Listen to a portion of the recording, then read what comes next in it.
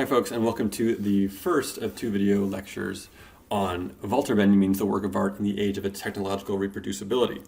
It's maybe the most influential piece of writing in this entire course.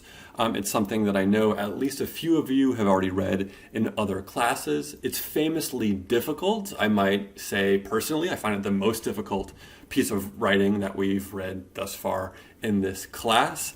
Part of the reason for that is that it's written in a largely non-linear way. Things don't kind of flow from A, B, C, D, E, but there is a kind of linear argument happening here. That's what I'm largely going to do, or try to do in these videos. The first part of this video is going to concern art, what Benjamin calls the aura, and what happens when the aura decays over history. So the first thing I want to do is just offer some context for thinking about what Walter Benjamin is doing. And we can see some of that intellectual context in the first page of the essay. In the first section, section 1, immediately we get the invocation of Marx and some fundamental principles of Marxist thought. That's largely due to the fact that Walter Benjamin was part of the Frankfurt School, which is a Marxist intellectual tradition from the 1930s. So the Frankfurt School is associated with the Institute for Social Research at Goethe University in Frankfurt, Germany. That's why it's called the Frankfurt School. What are some aims of the Frankfurt School? Well, first, as it might be obvious, as I'm saying that they're Marxists, is that they're critical of capitalism. And I hope that's clear, though not crystal clear from the Benjamin essay. They're also interestingly critical of Marxist-Leninism. So Sergei Eisenstein might not be super happy about that, but they're still largely Marxist in thought. And they're largely critical of Marxist-Leninism because they're looking directly at the history of one of the largest Marxist revolutions in the 20th century. That is the Soviet Revolution of 1917. So what is their deal? They're trying to examine the failure of Marxist revolutionary social change. Why did they think that Marxist revolutionary social change has been failing? Well, the idea is that ideologies disseminated through mass media subvert the historical forces of economic change. In more simple terms, the growth and influence of mass media in the 20th century are making it very, very difficult for Marx's prognostication of the evaporation of capitalism to occur. Thus, the Frankfurt School suggests we have to examine mass culture in a deeply researched and theoretical way, including film, to understand what's going on. So right off the bat, Benjamin is going to throw some Marxist intellectual jargon at you, terms like base and superstructure. So what do superstructure and base mean? Benjamin says, since the transformation of the superstructure proceeds far more slowly than that of the base, it has taken more than half a century for the change in the conditions of production to be manifested in all areas of culture. What does he mean by that? I think this chart is rather helpful, where you have an image of the relationship between what a Marxist intellectual might call the superstructure, or ideological superstructure, and the economic base. The base refers to those concrete material aspects of an economy, things like factories and workers and the bourgeoisie who owns the means of production and owns the factories, the commodities themselves that are produced by the proletariat and are disseminated by the bourgeoisie, and the economic relations that result from those concrete aspects. Now, the ideological superstructure are all those aspects of society: religion, education, politics, law, culture, and importantly, media, that for a Marxist thinker emerges in relation to the way a culture's economic base functions. And the idea is that this is forming a kind of cycle. So what the problem is for a Marxist intellectual, especially a Frankfurt School Marxist intellectual, is that the more, say, media or education or religion or political consumption that you do, the less you're going to understand the conditions of your own exploitation and think that another system is possible. So a little bit about Benjamin in particular, as distinct from these general Frankfurt School and Marxist ways of thinking. Well, he's one of the greatest theorists of the 20th century. At least he's one of the most influential and studied theorists of the 20th century. He's especially interested in 19th century modernity and the state of the modern world. Now, when I say 19th century modernity, I'm mostly thinking of the kinds of historical changes that are being attributable to the Industrial Revolution, things like mass transportation and trains, things like factory work, things like the dissemination of capitalism, things like the movement into the cities and the experience of urban life. Those are the aspects of modern culture, 19th century modern culture, that are going to most interest Benjamin. And he has a few major arguments throughout his writing, one of which, and I just want to kind of hit on this one so we get back to it later, is the historicity of perception. The idea that human perception changes through history as technology changes. So if the first thing we want to think about is technological reproducibility, we might look to this image from one of the cover designs from Penguin Press. Of the work of art in the age of its mechanical reproduction, in which the spine is repeated over and over perfectly on the cover. The first thing we might think of, this reminds me of what I can do with my computers, that I can copy and paste images perfectly and without limitation. But of course, Benjamin is not writing in the age of copy and paste, but he is writing in the age of what he calls technological reproducibility, which he's generally referring to as a function of photography. The important idea being here that photographs create the possibility of reproducing an image of the world, an image of an object, an image of a painting, an image of a person, and that those photographs themselves can be repeated such that we rarely value the original photograph as something akin to the original painting painted by an artist. But technological reproducibility also should call to mind the manufacture of items, of objects for consumption within a capitalist system.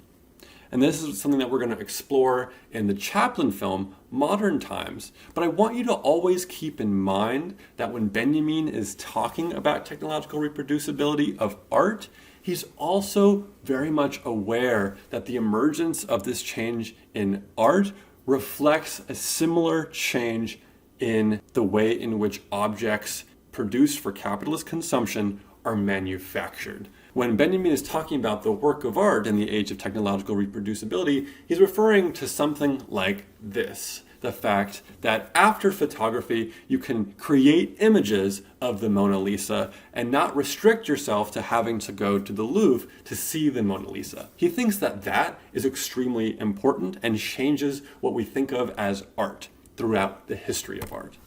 But he's not just talking about that when he says the work of art.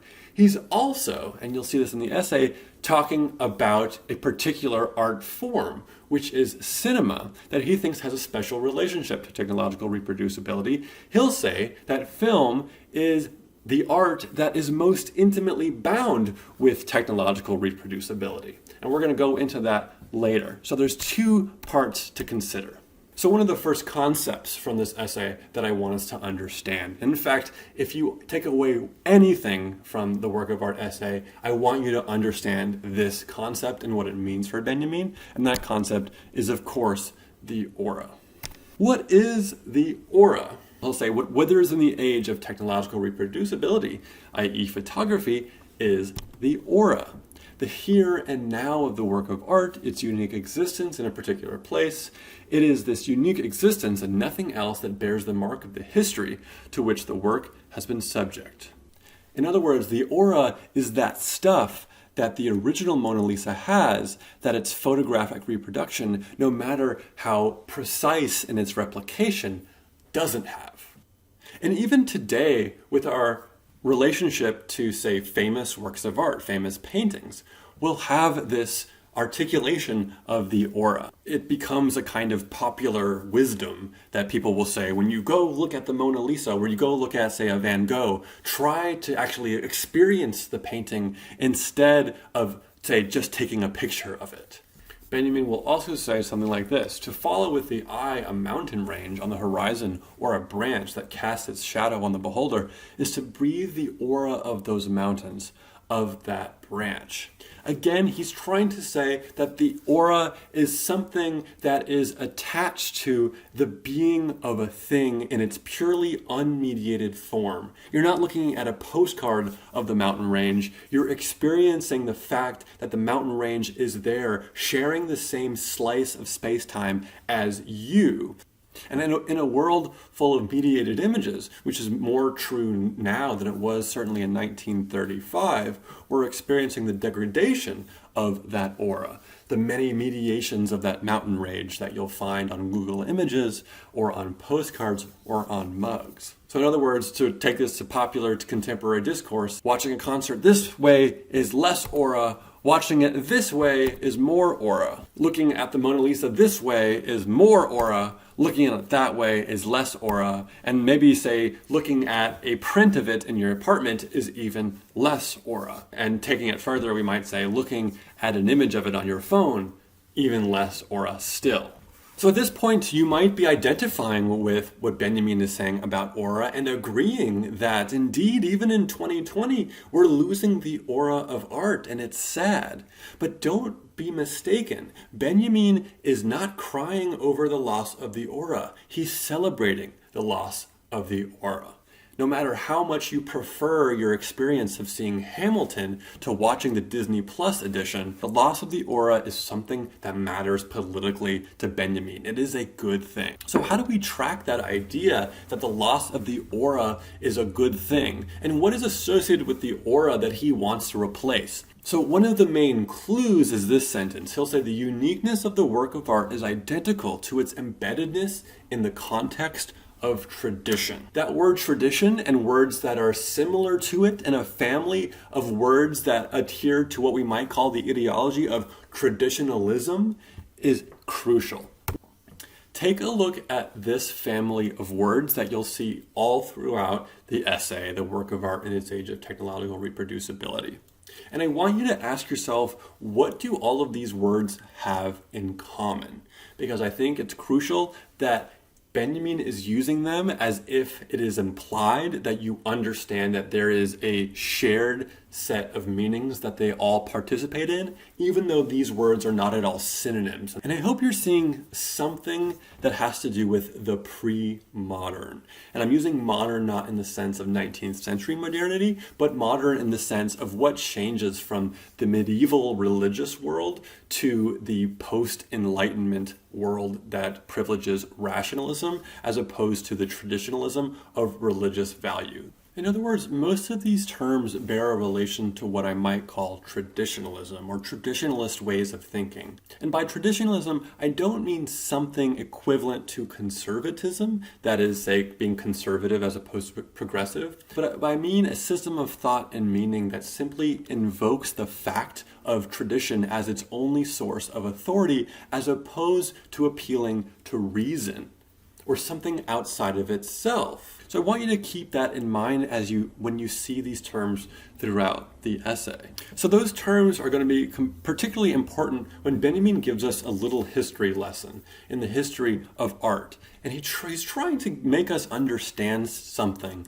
that has been persistent throughout the history of art and that has changed with the rise of technological reproducibility. And he starts with cave paintings. As we know, their earliest artworks originated in the service of rituals. First, magical. What Benjamin is trying to remind us of is the fact that the earliest instances of representational art, something like these cave paintings, were not yet made with the aesthetic mode of appreciation in mind. These early prehistorical humans, according to art historical accounts, are creating these etchings not to be appreciated, say, as like expressions of their subjectivity or anything that we might say is remotely recognizable within the sphere of art appreciation, but they're doing so in order to change the circumstances of the world such that they might catch a bison. There is a magical purpose to these things. If I draw the thing, maybe the thing will appear to me. So it's important, once again, that Benjamin says art began in the service of ritual, that is non-rational thought, and it was first magical, and then religious. He'll say an ancient statue of Venus, for instance, existed in traditional context for the Greeks, who made it an object of worship. Note the words traditional, religious, worship. He's not trying to say that this is a big difference. He's trying to say that it's actually very similar. Even though they're not creating the Venus so that Venus is going to appear as if by magic, there's still the idea that the artwork is not there purely for a representation of subjective experience or something like that, but rather has a relationship to the divine. And then he'll say, well, that was different from the context in which it existed for medieval clerics, who viewed it as a sinister idol. But what was equally evident to both was its uniqueness, that is, its aura. In other words, despite the fact that we've moved from the ancient Greeks to their successors, medieval Christian clerics, it still was viewed as primarily a religious object, an object that had significance insofar as it manifested a connection between the earthly and the divine. And then the secular worship of beauty, which developed during the Renaissance and prevailed for 3 centuries, clearly displayed that ritualistic basis. Now here things get really interesting. So Benjamin's going to say that that thing called beauty, which gets raised to an object of almost religious worship, even though it is, in terms of the Renaissance, strictly secular, gets treated in a religious way. That he says it's a secular worship. Notice the oxymoronic use of those terms. And then he'll say, that's not all. So we're moving from, say, 16th and 17th centuries of the Renaissance, and we're going to move into the 19th century. He'll say, for when, with the advent of the first truly revolutionary means of reproduction, namely photography, art felt the approach of that crisis which a century later has become unmistakable. It reacted with the doctrine of l'art pour l'art, that is, art for art's sake, that is, with a theology of art. So here I didn't have a cartoon. I actually put a picture of Oscar Wilde, who was notable for thinking of adopting this ideology of art for art's sake. Basically, Benjamin is saying that even in the 19th century, when photography was going to, say, instigate the withering of the aura, there was a counter-reaction, a movement known as art for art's sake, which in its essence was a religiousizing, a traditionalizing, a ritualizing, theologizing of art. Why is that? Well, if you're going to have a doctrine called art for art's sake, that by definition is not adopting a reason outside of itself for justifying the importance of art.